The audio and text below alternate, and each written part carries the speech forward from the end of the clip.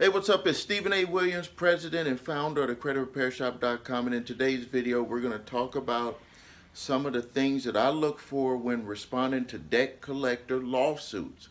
There are a lot of lawsuits that are going down right now.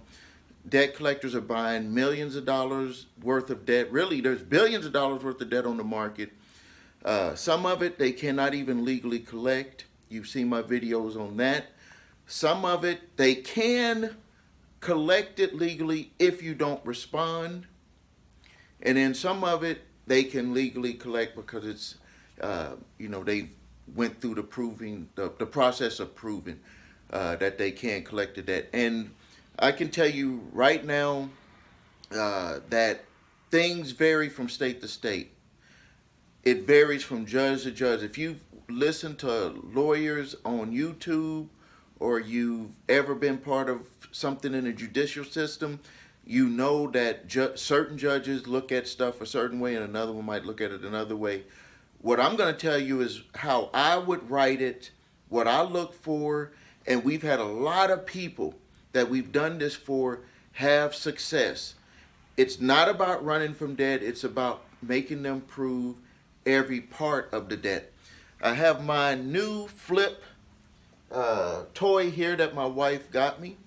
I was looking around for something like this because it'll help me engage you more. I want you to be able to know and understand how I'm thinking when I'm attacking debt collector summons. Forgive me about the lighting. We're trying to work this out. I'm in my new boardroom area. I'll be showing that in another video, but we're not even going to focus on that. It's about the content. Now, the first thing is responding to debt collector lawsuits. The first thing that you want to pay attention to is the FTCPA, the Fair Debt Collection Practices Act. You got to know, not where you're studying and knowing everything about it. It's that you just need to know some of the top line things that debt collectors are not allowed to do. Now, number one, a debt collector cannot call you before they send a letter. They have to send what's called a 30-day dunning letter that allows them to even talk to you about the debt. They have to give you 30 days to dispute the debt. A lot of people don't know that. If you had, now, and we're talking about with court, like these are some things that you could put as your defense. But if you know that the debt collector called you and they never sent you a letter to allow you the opportunity to dispute it, you can actually put that in your response and say that you did not receive the 30-day letter. And then you would want them to produce that letter. You would let them produce it. Let them produce that letter. Other things is that if you believe that they've violated your rights by harassing you, calling you at different times, calling neighbors, calling your job, putting you under undue stress, talking to you in an unprofessional way by using terms like you are a deadbeat or why don't you just pay your bills. They can't say stuff like that. They cannot say things like that. So you have to understand your rights. If you got a sizable lawsuit against you, it would be to your favor to at least read some of the things that they cannot do, because they could have done that and it could save you money in the end. All this whole thing, if you say the bottom line for putting up a defense against a debt collector is to save you, so you can use that money, that $2,000, $3,000, $4,000, $8,000, whatever that amount is, for stuff that you want to use it on, not to just pay them. And it's not about running away from debt, because they've sold the debt to this third-party debt collector. You've never had any agreements or anything with them, so now it's just like a 50-50 deal that's going on. So research that. Make sure that they didn't have any violations. The next thing is assigned debt rules. Every state has different laws on assigned debt. You never know. And California and New Jersey and I believe New York are getting very strict about how they can assign debt to a debt collector. Well, how a debt collector can assign debt from an original creditor, and then how can they assign debt going to other debt collectors? I just finished one where there was 5 collection agencies that were in the that were assigned. It went from one to another, to another, to another, but the plaintiff was the last one, or somewhere in the way that they figured it. I believe it went from Resurgence to Sherman 3. You know, they had Sherman Acquisition, and then Sherman 3 to Lvnv, and then it had 2 other collectors in between there. So we want to know, did they follow the rules on assigning the debt? Did they follow the rules? Now, you might be saying, well, what are the rules? You let them prove to you the rules, that they followed the rules. They give you, they provide the court those documents to prove that they did follow the assignment rules. You'll see that they'll probably lead you to it by the way that they send their court summons. The next thing is the proof of purchase. They try to hide this. You want them to reveal the proof of purchase. The reason why is because in that proof of purchase from the original creditor,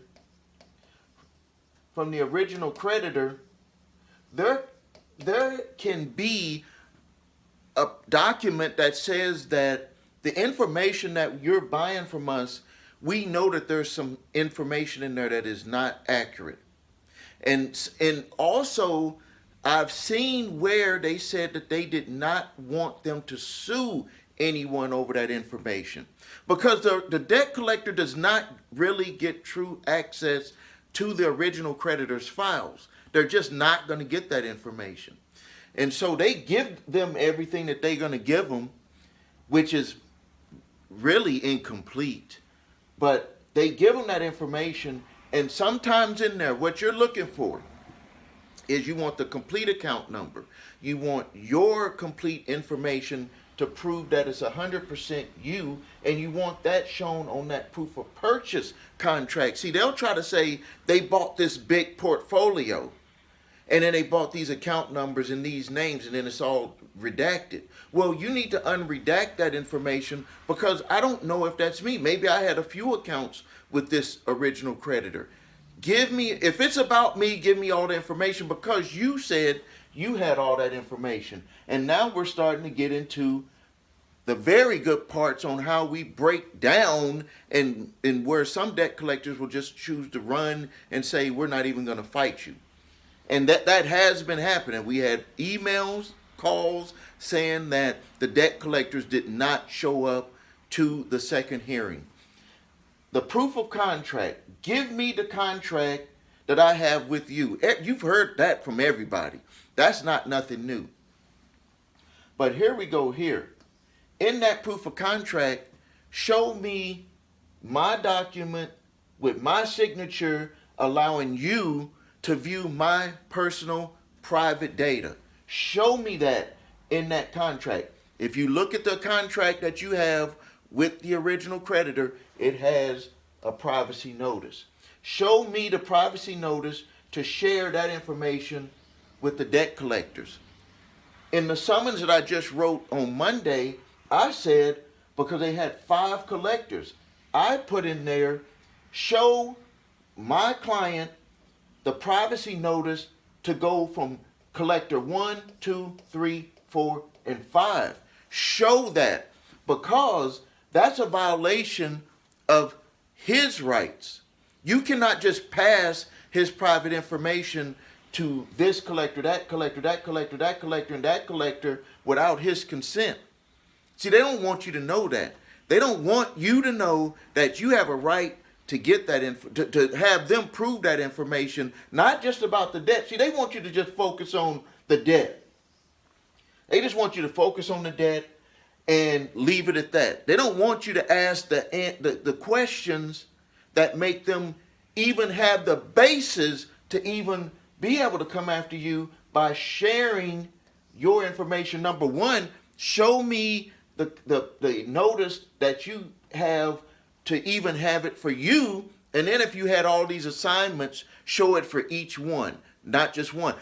Maybe they have it for one. Somehow it got snuck in. You made a mistake or something. They have it for one. But if you have all of these assignments, show up for that one because that's a violation. That could throw the whole thing out, and they know that you can sue them over that. Next thing, balance, payment, interest rate, disclosures, credits, sign authorization of the charges. If you're dealing with a credit card account, you want them to prove, let me get over here. You want them to prove everything about that account. You said that I owe this amount, the claimed amount. That's what it's called. If you look on the document, it'll say claimed. They claim you owe $5,000 and some change.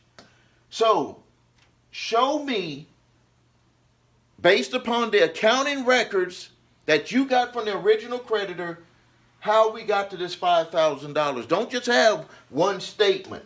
Don't just have a statement or another statement. No, let's not leave it at that. Let's not leave it at that. Show me how you got to this claim. Show me the balances, my payments that I made, my interest rate, the credits that I had, the signed authorization of the charges, either digital or signature or keyed in with a PIN number. The original creditor has it. You need to have it. Let's move down. Proper service.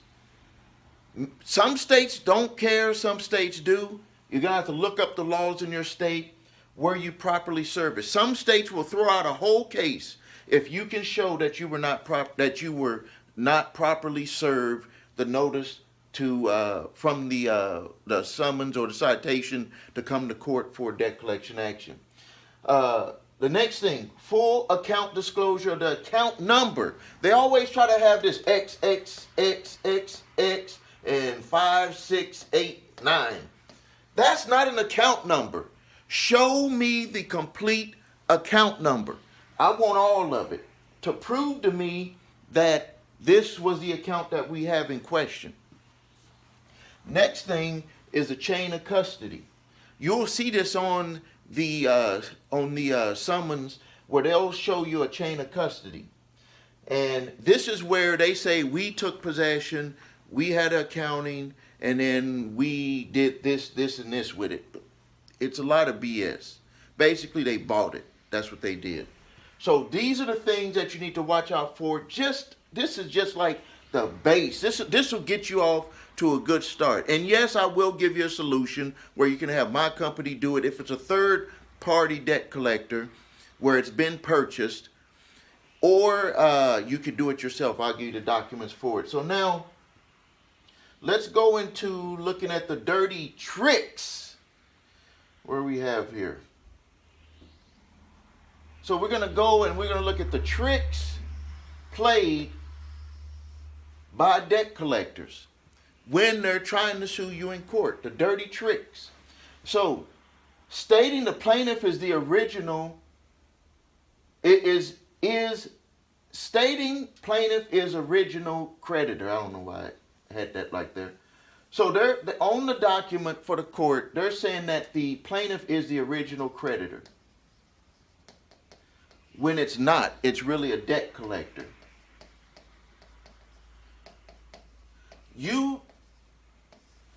This is the way that I tell people to find how you can find this out real quick. We've had a whole lawsuit just go away when we had a client make a call. Make a call and ask this. So debt collector is suing you. They're saying it's the original creditor. We said, okay, they said, I don't think that the original creditor has it. We looked on the credit reports. It looked like they don't have it. What I said, just make a quick call to the debt collector and ask them one question. Did you buy the debt? Or does the original creditor still own the debt? They hung up in that person's face. Now, why did they hang up? Because they're recording the calls, right? They're recording the phone calls. They tell you that at the beginning, and then when he asked them what I needed him to ask, they hung up because they know that they already made a violation by saying that the plaintiff was the original creditor. All you have to do is make a call to the original creditor. Are you suing me? They're going to say, no, we sold that debt to such and such. Let me take a quick drink here. I'm going to be showing y'all my entire office pretty soon. I bought a bank building. Some people still think it's a bank. And I want to put a time machine over there in the, where you drive through. But there's a 5-year freeze on me being able to do that. But me and my wife want to make sure, we had this whole building redone. We want to make sure it's done, that it's taken care of. Even me, the owner, has to have a top on my coffee. All right, let's get back to it. Dirty tricks that debt collectors play. Producing affidavits that are not from the original creditor. This was one that I caught because I had done so many summons responses over the years, and they started reacting back to try to prove stuff. What I started finding when I was writing the summons response is that they were producing affidavits that are not from the original creditor. And what I mean by that is, when we were submitting the responses from here, let me just go back. When we were submitting the responses about the balances, payments, interest, and credits, and the proof of purchase, what was starting to happen is that they weren't able to prove that information. And so they started coming up with a false affidavit to say that all of the information was true, that the account number and everything was verified. But what we had found out is that it wasn't really verified. And then the next thing here that we found out, is that they only provide a couple of statements. So you have to watch out. I talked about that earlier, that they'll try to just send a few statements to prove that the account was yours. And then the next thing is implying that an attorney reviewed the account and the claimed amount owed. You can send them a letter saying that did an attorney, if they're going to sue you, did an attorney look at all of those documents about the amount that they're claiming, all of that information. You have a right to know that, and they can't take you to court without having an attorney review that information to say that it's true. And then the next thing, which we already talked about, was the chain of custody violating your rights of privacy. You always have the right to question, to make sure that they did follow all of the laws when they transferred your information from company to company, which none of them really do, because they don't have the, you didn't sign any privacy statement to go from company to company. So we're going to end the video here. If you need help with your credit, make sure that you visit us at thecreditrepairshop.com. Watch the video, What Makes Us Different. That's the way that we're going to do it. It shows my 8-point validation process and my 2-phase settlement process. If you need your credit reports and scores, go to the website your3scores.com. If you need help with a court summons, the links are below this video. If you if you have debt collectors coming after you at the beginning, get my 3-pack of letters. Link is below here, and it has my cease and desist collection activities letter, statute of limitations letter, and debt validation letter. Thank you for your time. This is Stephen A. Williams, President and founder of thecreditrepairshop.com.